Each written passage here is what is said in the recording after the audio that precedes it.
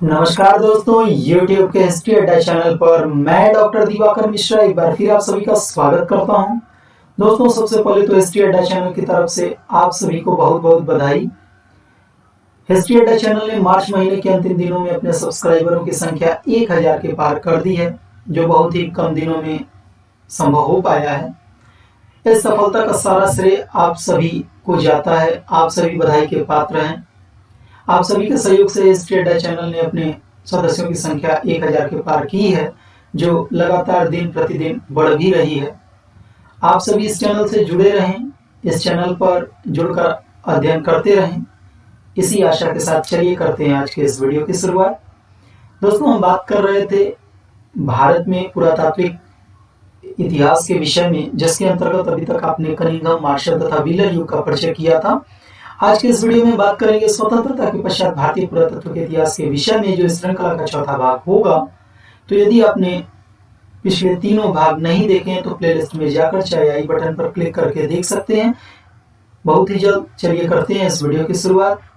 दोस्तों, स्वतंत्रता के पश्चात भारतीय पुरातत्व का क्या इतिहास रहा है, तो जान लें कि प्राचीन स्मारक और ध्वंसावशेष अधिनियम अमलानंद घोष के काल में पारित हुआ था 1959 ईस्वी में। अमलानंद घोष के विषय में हमने पिछले वीडियो में बताया था कि 1953 से लेकर के 1968 ईस्वी तक ये ASI या भारतीय पुरातत्व सर्वेक्षण के महानिदेशक थे। तो उन्हीं के काल में भारतीय संसद ने प्राचीन स्मारक तथा ध्वंसावशेष अधिनियम पारित करवाया था। आगे बात करें तो अमलानंद घोष के ही काल में 1959 में स्कूल ऑफ आर्कियोलॉजी की स्थापना हुई थी, जिसकी परिकल्पना मॉर्टिमर व्हीलर ने बहुत पहले की थी, जिसको साकार रूप अमलानंद घोष के काल में दिया गया। ये काफी महत्वपूर्ण है। आगे बात करें तो एशिया के पुरातत्व पर प्रथम अंतर्राष्ट्रीय सम्मेलन 1961 में किया गया। अध्यक्ष अमलानंद घोष को बनाया गया, जो तत्कालीन ASI के महानिदेशक थे। स्वतंत्रता के पश्चात यदि भारतीय पुरातत्व में महत्वपूर्ण परिवर्तन देखने को जो मिला, वो अंतर्राष्ट्रीय सहयोग देखने को मिला। इस अंतर्राष्ट्रीय सम्मेलन के बाद भारत में जितने भी अनुसंधान कार्य हुए पुरातात्विक, उनमें विदेशों से भी हमें सहयोग मिला। तो अनुसंधान करने के लिए विदेशों से विद्वान पुराविद आए और भारत में सहयोग किया। इसी समय देखें तो इंडियन आर्कियोलॉजिकल सोसाइटी की स्थापना भी 1967 में हुई। आगे बात करें तो इंडियन आर्कियोलॉजिकल सोसाइटी की शोध पत्रिका है पुरातत्व और प्रीहिस्टोरिक सोसाइटी, इसको भी याद रखेंगे। आगे बढ़े तो देखिए, Indian Society for Prehistory and Quaternary Studies की स्थापना 1977 ईस्वी में हुई। ISPQS द्वारा प्रकाशित पत्रिका मैन एंड एनवायरमेंट है। यह हमने आपको प्रीहिस्ट्री की स्टडी कराते समय बताया भी था। आगे बात करें तो स्वतंत्रता के पश्चात भारतीय पुरातत्व के क्षेत्र में महत्वपूर्ण उपलब्धि जो थी, वो भारत में आदि इतिहास को प्रकाश में लाना था। जैसा कि आप सभी जानते हैं कि स्वतंत्रता के पूर्व इंडस वैली सिविलाइजेशन की खोज काफी महत्वपूर्ण थी भारत के पुरातत्व के क्षेत्र में। लेकिन इंडस वैली सिविलाइजेशन में जब स्क्रिप्ट पढ़ी नहीं गई, तो विद्वानों ने, पुराविदों ने इतिहास के वर्गीकरण के समय इंडस वैली सिविलाइजेशन को प्रोटो हिस्ट्री के अंतर्गत रखा। लेकिन प्रोटो हिस्ट्री को लेकर के रिसर्चेस आफ्टर इंडिपेंडेंस यानी स्वतंत्रता के बाद हुए, और ये आदि ऐतिहासिक काल जो था प्रागैतिहासिक काल तथा ऐतिहासिक काल के मध्य की कड़ी था, ये हमने आपको बताया। और ये भी बताया था कि आदि ऐतिहासिक काल के प्रमुख स्रोत के रूप में हम मृदभांडों को पाते हैं। इस काल में मृदभांड ही एक महत्वपूर्ण स्रोत है। तो आप सभी को बताया भी था कि मृदभांडों का अध्ययन सर्वप्रथम भारत में किसने किया, तो चलिए जानते हैं। दोस्तों, ये हैं भारत के प्रमुख पुरातत्वविद या आर्कियोलॉजिस्ट बीबी लाल। इनका परिचय कर लेते हैं, जो अमलानंद घोष के पश्चात ASI के महानिदेशक बने थे। हालांकि बीबी लाल के नाम से सभी परिचित हैं, ये पुरातत्व सर्वेक्षण के महानिदेशक बने। लेकिन उसके पहले जान लें कि इनका कार्यकाल 1968 यानी अमलानंद घोष के बाद 1972 ईस्वी तक था। इन्होंने इंस्टीट्यूट ऑफ आर्कियोलॉजी लंदन से शिक्षा प्राप्त की थी। मॉर्टिमर व्हीलर द्वारा प्रशिक्षण भी इन्होंने प्राप्त किया था, और तक्षशिला तथा हड़प्पा का जो उत्खनन शिविर मॉर्टिमर व्हीलर ने आयोजित किया था, उसमें इन्होंने सक्रिय रूप से भाग भी लिया था। भारत में मृदभांड परंपरा को सर्वप्रथम उद्घाटित करने का श्रेय बीबीलाल महोदय को ही जाता है। ताम्रनिधियों तथा गैरिक मृदभांड संस्कृति के ये खोजकर्ता माने जाते हैं। अयोध्या विवाद में बाबरी मस्जिद के नीचे मंदिर होने का दावा करने वाले प्रथम पुराविद बीबीलाल महोदय ही थे। काफी महत्वपूर्ण तथ्य है वर्तमान परिदृश्य में। महाभारत तथा रामायण में उल्लेखित स्थलों की पहचान तथा उनका उत्खनन करने का कार्य बीबीलाल महोदय ने किया था। भारतीय पुरातत्व सर्वेक्षण का एक प्रोजेक्ट था आर्कियोलॉजी ऑफ रामायण साइट। इस पर उन्होंने कार्य किया और रामायण में उल्लेखित विभिन्न पुरा स्थलों का उत्खनन तथा उनकी पहचान की।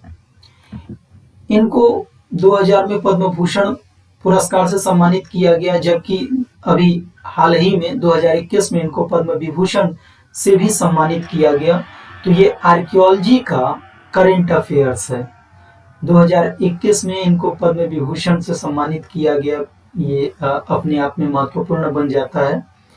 और क्यों? क्योंकि अयोध्या विवाद को सुलझाने में इनका भी योगदान रहा है। अब हम बीबीलाल की कुछ प्रमुख पुस्तकें जान लें। Sarasvati flows on, India 1947 to 1997, New Light on the Indus Civilization, from megalithic to Harappa, from mesolithic to Mahajanapadas. ये इनकी 2 किताबें हैं, अलग अलग हैं। The copper hoard culture of the Ganga valley, जैसा कि आपको बताया कि ताम्रनिधि संस्कृतियों के खोजकर्ता बीबीलाल महोदय थे, तो उन्होंने ये पुस्तक लिखी थी copper hoard culture of the Ganga valley.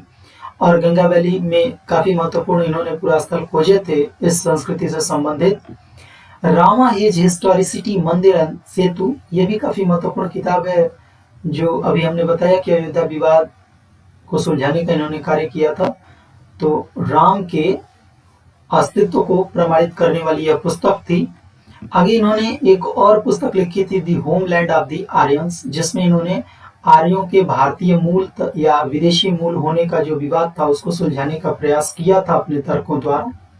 अब हम बीबीलाल द्वारा उत्खनित कुछ प्रमुख पुरास्थल भी जान लें। तो जैसा हमने कहा कि रामायण और महाभारत में उल्लेखित जो पुरास्थल है उनको उत्खनित करने का कार्य बीबीलाल महोदय ने किया था। तो अयोध्या, भारद्वाज आश्रम, नंदीग्राम, चित्रकूट और श्रृंगवेरपुर जैसे पुरास्थल जो रामायण में उल्लेखित थे उनको उत्खनित किया। इसके अलावा पुराना किला, हस्तिनापुर महाभारत में उल्लेखित पुरास्थल। इसके अतिरिक्त बीरभानपुर, कालीबंगा और गिलुंज तथा सैफई जैसे पुरास्थलों का भी उत्खनन कार्य इन्होंने करवाया था। ये भी जान लें कि भारत ही नहीं बल्कि भारत के बाहर भी इन्होंने उत्खनन का कार्य करवाया। तो सबसे पहले मैडन कैसल जो इंग्लैंड में पड़ता है, यहाँ पर वास्तव में उत्खनन तो मॉर्टिमर व्हीलर ने कराया था, लेकिन मॉर्टिमर व्हीलर के स्टूडेंट के तौर पे उस उत्खनन में इन्होंने भाग लिया था बीबीलाल महोदय ने। दूसरा इनके द्वारा उत्खनित पुरास्थल है जो अफ्रीका महाद्वीप में नूबिया है, जो मिस्र देश में स्थित है। तो ये इनके द्वारा उत्खनित कुछ पुरास्थल हैं। अब हम बात करते हैं भारतीय पुरातत्व के इतिहास के एक अन्य आर्कियोलॉजिस्ट या पुरातत्ववेत्ता के विषय में। यदि उसके विषय में हमने बात नहीं किया तो आपका पूरा पुरातत्व पढ़ना बेकार है। और क्यों बेकार है? जब आप उसकी उपलब्धियों को जानेंगे, समझेंगे, तो खुद ब खुद समझ जाएंगे कि हमने ऐसा क्यों कहा। तो चलिए जानते हैं। वो पुरोधा हैं HD सांकालिया। ये ASI के महानिदेशक तो नहीं बन पाए, लेकिन इनका योगदान किसी ASI के महानिदेशक से कम भी नहीं था। भारतीय पुरातत्व सर्वेक्षण के बाद यदि पुरातत्व के क्षेत्र में कोई दूसरी संस्था आप देखते हैं तो वो दिखलाई पड़ती है दक्कन कॉलेज। इसीलिए इनको भारत में आधुनिक पुरातत्व के जनक के रूप में स्वीकार किया जाता है HD सांकालिया महोदय को। इन्होंने इंस्टीट्यूट ऑफ आर्कियोलॉजी लंदन से ही पुरातत्व की शिक्षा प्राप्त की थी। मॉर्टिमर व्हीलर द्वारा क्षेत्रीय पुरातत्व का और उत्खनन का प्रशिक्षण भी इन्होंने प्राप्त किया था। तो जैसा हमने कहा कि आर्कियोलॉजी के क्षेत्र में इंस्टीट्यूट ऑफ आर्कियोलॉजी का नाम था, तो बीबीलाल ने भी वहीं से शिक्षा पाई थी और HD सांकालिया महोदय ने भी वहीं से शिक्षा पाई थी। इनके शिक्षक थे फादर हिरास, काफी यशस्वी शिक्षक थे। इनकी सहयोगी थी इरावती कर्वे। भारत में 1939 में इन्होंने दक्कन कॉलेज पूना में अपना कार्य शिक्षण का प्रारंभ किया। और ये जान लें कि ये शरीर से मेरे जैसे ही दुबले पतले थे। जो लोग हमें बाई फेस जानते हैं वो जानते होंगे। तो शरीर से दुबले पतले होने के कारण इनको एएसआई में जॉब नहीं मिल पाया था। इनको एएसआई में जॉब नहीं मिल पाया तो इन्होंने दक्कन कॉलेज पुणे में कार्य करना प्रारंभ कर दिया। प्रसिद्ध जर्मन भूगर्भ शास्त्री E.F. जाइनर से ये प्रभावित थे।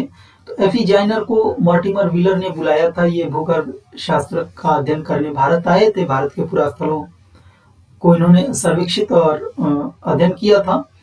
बात करें एच डी सांकालिया का, तो निवासा से मध्य पूरा पाषाणकालीन उपकरणों की खोज करने वाले ये प्रथम पुराविद थे। आप सभी जानते ही हैं कि निवासा से इनको जो है मध्य पूरा पाषाणकालीन उपकरण मिले थे।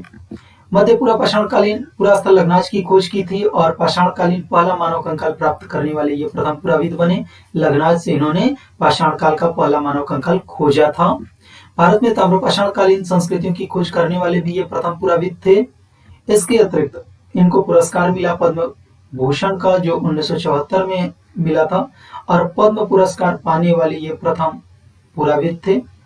तो ये काफी महत्वपूर्ण अपने आप में बन जाता है। इनके शिष्यों की बात करें तो M.N. देशपांडे और M.S. नागराज राव, जो बाद में एएसआई के महानिदेशक बने, और फिर अगले हैं बी सुब्बा राव, जिनकी पुस्तक आप जानते ही हैं।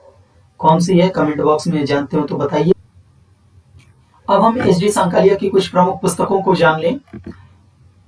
Pre history of India, pre history and proto history of India, काफी महत्वपूर्ण किताब है। आर्कियोलॉजी के स्टूडेंट इसको पढ़ते हैं और इसको एक प्रकार से गीता के रूप में मानते हैं, एक विश्वकोश के रूप में है। अगर प्री हिस्ट्री पे आप स्टडी कर रहे हैं, चाहे रिसर्च कर रहे हैं, स्टूडेंट के बीच में काफी पॉपुलर है।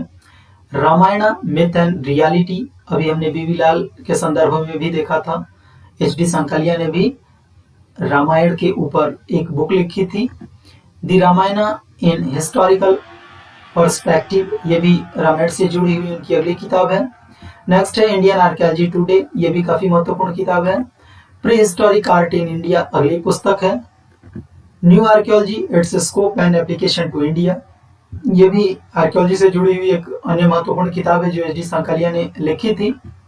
बॉर्न फॉर आर्कियोलॉजी, ये इनकी आत्मकथा है। एच डी सांकालिया की आत्मकथा है बॉर्न फॉर आर्कियोलॉजी।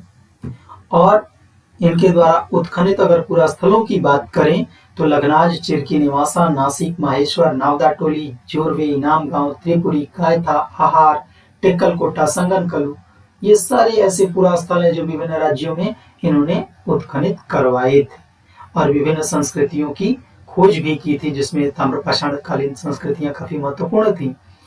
भारत के बाहर भी इन्होंने देखे तो मैडन कैसल, जो इंग्लैंड में अभी हमने आपको बताया, बीबी लाल और मॉर्टिमर व्हीलर ने वहां पे उत्खनन का कार्य करवाया था। तो इस पुरास्थल पर एच डी सांकालिया ने भी भाग लिया था उत्खनन में, और जो फील्ड आर्कियोलॉजी का ट्रेनिंग था उन्होंने मॉर्टिमर व्हीलर से इसी पुरास्थल से लिया था उत्खनन वगैरह का। अब हम बात करते हैं इनके जो शिष्य थे M.N. देशपांडे, जो बीबी लाल के पश्चात एएसआई के अगले महानिदेशक बने थे। तक्षशिला के उत्खनन शिविर में इन्होंने भी बीबी लाल के साथ भाग लिया था। जैसा हमने कहा कि तक्षशिला का उत्खनन शिविर एक प्रकार से पुराविदों को ट्रेंड करना था उत्खनन के क्षेत्र में, तो M.N. देशपांडे ने भी इस शिविर में भाग लिया था। भारत की सबसे बड़ी बौद्ध गुफा समूह जो कन्हेरी है, करीब 100 के ऊपर में गुफाएं हैं यहाँ पर, इसकी खोज M.N. देशपांडे ने की थी। इस खोज का श्रेय इन्हीं को जाता है। M.N. देशपांडे के पश्चात एएसआई के महानिदेशक बने बी.के. थापर, इन्होंने भी तक्षशिला के उत्खनन शिविर में भाग लिया था। एनटेक की स्थापना बी.के. थापर ने की थी 1984 में। एनटेक क्या है, अगर जानते हो तो कमेंट बॉक्स में बताइएगा, और नहीं जानते तो भी कमेंट बॉक्स में बताइएगा। हम एनटेक के विषय में आपको किसी वीडियो में बता देंगे। बी.के. थापर द्वारा उत्खनित पुरास्थलों की बात करें तो कुचाई, शिशुपालगढ़, हस्तिनापुर, सोमनाथ, प्रकाश जैसे पुरास्थल हैं। बी.के. थापर के पश्चात एएसआई की महानिदेशक बनी देवला मित्रा, और इस प्रकार एएसआई की पहली महिला महानिदेशक के रूप में देवला मित्रा हमें दिखलाई पड़ती हैं। तो आगे बढ़े, देवला मित्रा की प्रमुख पुस्तकें हैं बुद्धिस्ट मॉन्यूमेंट, रत्नागिरी, कोणार्क, अजंता। ये एक प्रकार से बुद्धिस्ट जो मॉन्यूमेंट थे उनकी स्टडी ये कर रही थी, गुफाओं की स्टडी कर रही थी। आज के लिए बस इतना ही, शेष अगले भाग में। Thank you for watching history अड्डा। इस चैनल पर बने रहिए, वीडियो देखते रहिए।